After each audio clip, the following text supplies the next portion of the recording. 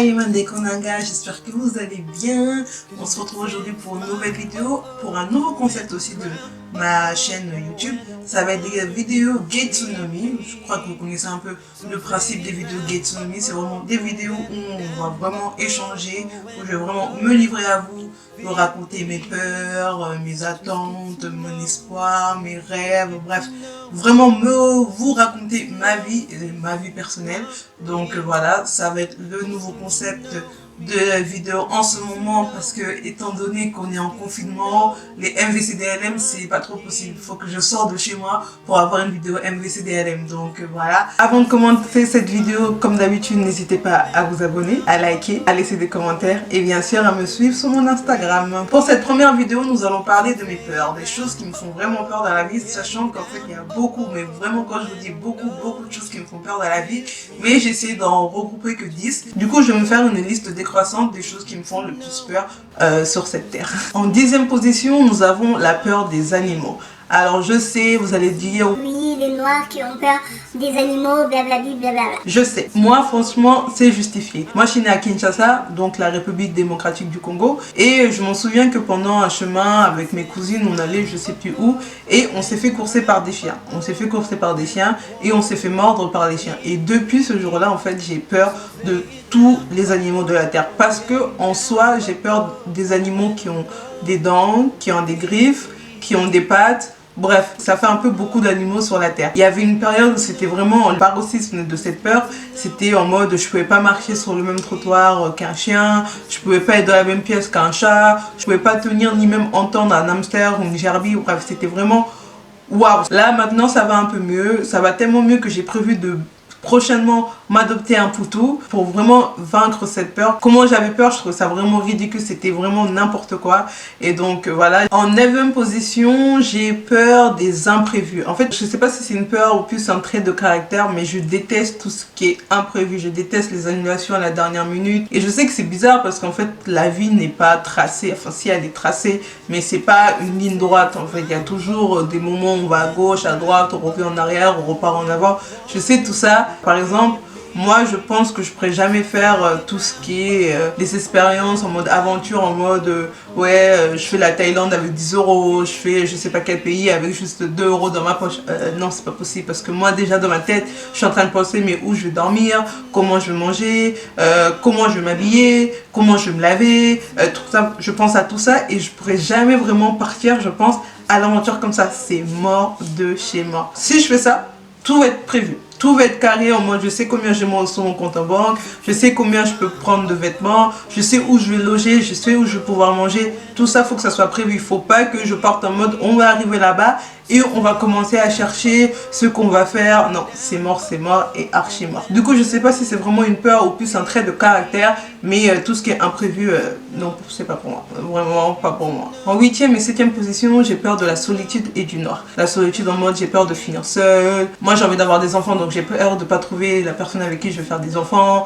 J'ai peur vraiment de finir seule, de mourir seule, toute seule dans une maison comme ça. Mais il y a aussi ce côté où j'ai juste peur parfois juste de rester toute seule chez moi, parce que en fait moi je viens d'une famille très nombreuse, et quand je dis vraiment une famille très nombreuse, je suis pas en train de blaguer. Genre par exemple chez moi on est déjà 8 enfants, et après j'ai beaucoup de tantes, j'ai beaucoup d'oncles, j'ai beaucoup de cousins et cousines, j'ai beaucoup de neveux et nièces. Bref, ma famille elle est vraiment très grande. J'ai jamais vraiment connu la solitude jusqu'à ce que je vienne vivre dans mon appart, et encore je suis en colocation, je suis genre pas toute seule. J'avais jamais connu le silence. Le silence chez moi se caractérisait par des petits bruits de jouets, par des ronflements, par des respirations. Bref, il y avait un son quand même qui faisait que c'était pas un silence total, c'était pas un silence complet. Et depuis que je suis ici, je m'en souviens au tout début, parce qu'en fait je suis la première à être arrivée dans ma coloc.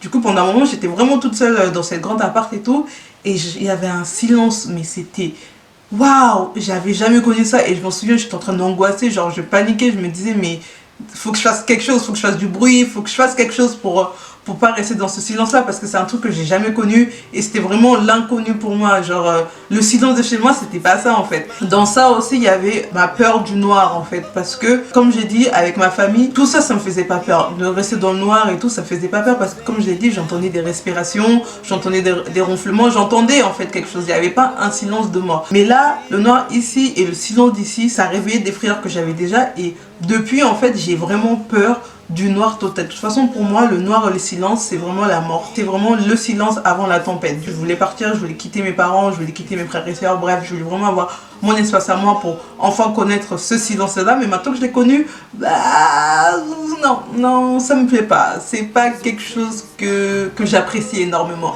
Du coup, voilà, j'ai peur du silence, j'ai peur de la solitude et j'ai peur du noir. En 6e position, j'ai peur, ce qui va un peu avec mes peurs d'auparavant, c'est que j'ai peur des esprits et des fantômes. Alors, j'ai pas peur des fantômes en mode Gaspard le fantôme. Non, j'ai pas peur de ça. Mais parfois, le soir, en fait, je regarde des émissions en mode paranormal, les histoires un peu en mode conjuring. J'aime bien regarder ça, je sais pas pourquoi, mais c'est un kiff de regarder ça. Malheureusement, quand je regarde ça, bien sûr, je suis dans les conditions qui me font déjà peur, c'est-à-dire toute seule, dans le noir, dans ma chambre. Voilà, je sais pas pourquoi je fais ça, ne me demandez pas pourquoi, je sais pas. Et donc depuis en fait ça, j'ai peur d'avoir des esprits chez moi, j'ai peur de voir des choses en fait dans le noir. Et c'est pour ça que quand je dors chez moi, en fait, je ferme ma porte à clé. Tous les tiroirs de ma chambre sont fermés, aucun placard qui va rester ouvert. Vous voyez, quand je ferme mes stores, en fait, je laisse les petites rayures là pour qu'il y ait de la lumière extérieure qui rentre. J'allume toujours une petite bougie parfumante. J'ai vraiment peur de tout ce qui est esprit, que ce soit esprit maléfique, que ce soit esprit bienveillant, tous les esprits du monde, même un ange ou un démon, moi j'aurais peur dans tous les cas en fait. Donc voilà, j'ai peur des esprits et des fantômes. En 5e position, j'ai peur de la douleur. Je sais, c'est un peu paradoxal parce que j'ai énormément de piercings et j'ai des tatouages. Mais en fait, c'est pas ce genre de douleur-là. J'ai peur de m'auto-affliger en fait de la douleur. Par exemple, je peux pas m'épiler toute seule. Je peux pas faire ça parce que ça fait trop mal. Du coup, je préfère que quelqu'un me le fasse, mais moi-même, je peux pas genre mettre de la cire sur mes jambes, sur mes aisselles et tout, et m'épiler. Non, c'est mort parce que je sais que ça va faire mal et moi-même, je peux pas m'affliger en fait cette douleur. J'ai beaucoup regardé la saga Saw et je sais que tout ce qu'ils font dans le film, moi je pourrais jamais, au grand jamais faire ça. Si un jour, par malheur, il devait m'arriver ce genre de situation, ben moi je me tirerais une balle directe parce que c'est mort, je me coupe pas, je me racle pas, c'est mort. J'ai peur de vraiment me faire mal. Je sais que parfois, il y a juste, peut-être, vous savez, quand vous avez un petit truc là qui rentre dans votre peau, comment on appelle ça? Bref, j'ai oublié le nom, mais le petit truc là qui rentre dans votre peau, et pour l'enlever, ben moi j'arrive pas à l'enlever moi-même parce que je sais qu'en tirant, ça va me faire mal. Du coup, je le fais pas. C'est en mode, je suis en mode... et je demande à quelqu'un d'autre de le faire à ma place. Par exemple, je vais avoir un cil dans l'œil. Bah, je sais que me mettre le doigt dans l'œil, ça peut me faire mal. Bah, je vais pas le faire toute seule. Du coup, je vais demander à quelqu'un d'autre. C'est vraiment des trucs comme ça. Si je sais que moi, dans cette action, je peux me faire mal, c'est mort, je le fais pas. Du coup voilà, j'ai peur de m'auto-affliger de la douleur. Petit disclaimer, je tiens à préciser pour les peurs suivantes que je suis pas là pour dénigrer des personnes, pour critiquer des personnes, pour pointer du doigt, pas du tout. Je suis pas là pour ça, je suis vraiment là pour vous partager mes peurs à moi et seulement mes peurs à moi. Et voilà, je sais que les propos que je vais dire peut-être après peuvent blesser certains, mais voilà, c'est mes peurs et pour l'instant, j'ai pas de solution en fait pour vaincre ces peurs-là. Et donc voilà, je m'en excuse d'avance. En 4e position, j'ai peur de l'obésité. En fait, j'ai peur de devenir grosse ou de redevenir grosse dans mon cas. Parce que pour les personnes qui n'ont pas regardé ma vidéo sur le je m'en foutiste que je vais vous mettre ici, je disais en fait que quand j'étais petite, j'étais grosse. J'étais en surpoids. J'ai vraiment détesté toute ma période primaire, collège. De ça, en fait, j'ai eu la peur en fait de redevenir grosse, de redevenir obèse en fait. Ce qui fait que je surveille pas mal mon poids, même si après je vais pas dire que ouais je suis un régime alimentaire ou des trucs comme ça, non, je mange vraiment comme je veux, je fais vraiment comme je veux, mais je surveille mon poids parce que j'ai pas envie de retourner en fait de cette période de ma vie que j'ai vraiment détestée. Peut-être que ça arrivera jamais, peut-être que même en grossissant avec le mental que j'ai maintenant, bah ça sera mieux, j'arriverai mieux à appréhender les choses, à voir les choses, mais dans tous les cas, j'ai pas envie en fait. J'ai vraiment peur de retourner dans ce mental-là, de vraiment peur de retourner dans ce mood-là, dans cette déprime, de vraiment tout ce qui était autour de cette période-là de ma vie. J'ai vraiment peur et du coup voilà, j'ai peur de l'obésité. En 3e position, j'ai peur de tout ce qui est malformation congénitale. C'est-à-dire en fait que j'ai peur des personnes qui sont atteintes de nénisme, j'ai peur des personnes qui sont atteintes de vertigo, d'albinos, de toutes les maladies en fait qu'on peut avoir congénitalement. j'ai peur. Et je sais que ces personnes-là, ils ont rien demandé à la vie. Je sais que ces personnes-là, c'est pas un choix en mode ils ont coché pour avoir ça. Je sais qu'il y en a qui le vivent bien, je sais qu'il y en a qui le vivent mal. Ça n'empêche que moi, personnellement, ça me fait peur. C'est pas que ça me fait peur en mode j'aimerais pas avoir ça ou des trucs comme ça. Je sais très bien que c'est pas un truc contagieux en mode ils vont passer à côté de moi, ils vont me toucher, c'est bon, je vais attraper ça. Je sais très bien, je suis pas débile à ce point. Voilà, je suis pas comme ça. J'arrive tout simplement pas à regarder ces personnes quand je les vois. Et je sais pas pourquoi, je pourrais même pas expliquer d'où vient cette peur, je pourrais même pas donner un indice de où vient cette peur, mais je sais pas, j'arrive pas. Par exemple, moi, la mannequin Winnie Harlow, j'arrive pas du tout à regarder ses photos. Cette peur m'énerve un peu parce qu'en fait, je me dis, je rejette inconsciemment ou peut-être consciemment des personnes qui n'ont rien demandé à la vie. Comme moi, en fait, on m'a rejeté quand j'étais plus jeune par rapport à mon obésité, en fait.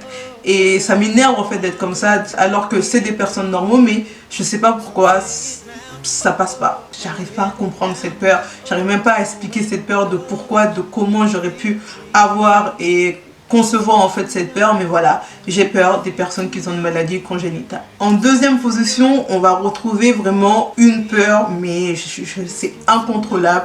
Je comprends pas, c'est que j'ai peur de l'œil. Alors c'est pas l'œil en mode les yeux. J'ai pas peur des yeux, j'ai pas peur de regarder les gens dans les yeux. Je me regarde dans le miroir, j'ai pas peur de mes yeux. C'est pas ça en fait, j'ai peur de l'œil quand il est sorti de son contexte. Ça veut dire en gros de l'œil quand il est en dehors du visage. C'est ça en fait. Je sais que tout ça, ça me vient d'un verset de la Bible. Alors j'ai cherché le verset mais j'arrivais pas à trouver, en fait je savais pas trop quoi taper. Mais en gros dans le verset ça disait qu'un jeune homme en fait essayait de se cacher du Seigneur. Et partout où il se cachait, en fait, il y avait un œil, bien sûr spirituel, qui le voyait où qu'il aille, où qu'il se cache. Moi, à cette période-là, quand j'avais lu la Bible, quand j'étais jeune, en fait, j'ai extériorisé, en fait, ce verset. Et depuis, j'ai peur de l'œil, en fait. J'ai pas peur des yeux, mais j'ai vraiment peur de l'œil. J'ai peur de toutes les représentations d'œil, en fait, que je peux voir. Par exemple, une personne qui va se tatouer un œil sur son bras, son dos, bref, partout dans son corps, ça va me faire peur. Genre, je pourrais pas regarder cette personne. Si la personne, par exemple, elle a un œil tatoué sur la main, je pourrais pas lui serrer la main parce que j'aurais vu l'œil et ça va me faire peur. Par exemple, dans un dessin animé, ils vont juste dessiner un œil comme ça ou un troisième œil. Bref, dès que je vois un œil, déjà ça me dégoûte parce que je trouve que l'œil, c'est pas l'organe le plus beau sur un être humain. Mais là, en fait, sorti de son contexte, en dehors de l'endroit où il doit être, en fait, non. Genre... non, en fait, j'ai peur de l'œil. Et en première position, la pire de mes peurs, qui est maintenant en fait une phobie, je suis trypophobe. Pour ceux qui ne connaissent pas ce qu'est la trypophobie, je vous invite à taper trypophobie sur Google et vous allez savoir si vous l'êtes ou pas. Malheureusement, j'ai l'impression que depuis que j'ai appris que j'étais trypophobe, j'ai l'impression qu'en fait que le malaise que j'avais, l'angoisse que j'avais et la peur que j'avais par rapport aux petits trous, par rapport aux trucs un peu dégueulasses comme ça, elle s'est en fait accentuée. Par exemple, la dernière fois, je prenais le train, le métro comme d'habitude, et vous voyez en fait l'interphone où genre la musique passe, où le conducteur il nous faut passer ses messages. Pour la première fois de ma vie, et je pense que ça fait au moins peut-être 10 ans que je prends les transports, j'ai regardé ces trucs et j'en ai eu peur en fait. Et ça m'a énervé. J'ai toujours vu ça et j'ai jamais fait attention. J'ai jamais fait attention comme ça en fait. Je regardais les trucs avec les yeux grands ouverts et ça m'énerve de ouf. Ça m'énerve de ouf parce que j'arrivais plus à détacher mon regard en fait de ça. Depuis que je sais que je suis trypophobe, j'ai l'impression que tout me fait peur. Et ça m'énerve en fait. De ma trypophobie, je sais pas si ça a un lien. J'ai peur de tout ce qui peut être... enfin, de tout ce qui est décuplé en fait. À chaque fois, les monstres là, ils ont genre 4 bras, 3 yeux, 5 bouches, des trucs comme ça. Non, ça me dégoûte, ça me fait peur, ça me dégoûte. Futurama, ce dessin animé, ça me faisait grave peur. Déjà, il y avait la meuf qui avait un œil en mode cyclope là, ça me faisait peur. Et des membres qui sont... oh non, c'était trop. Donc voilà, je suis trypophobe et j'ai peur des yeux. Et voilà, on arrive à la fin de cette vidéo. J'espère qu'elle vous a plu. N'hésitez pas à me partager vos peurs à vous. Laissez-moi des commentaires pour savoir si vous avez des peurs similaires aux miennes ou si vous avez des peurs farfelues, si on peut dire. Et on se retrouve à très très bientôt pour une nouvelle vidéo. Bye. Bed wet, legs spread, big mess.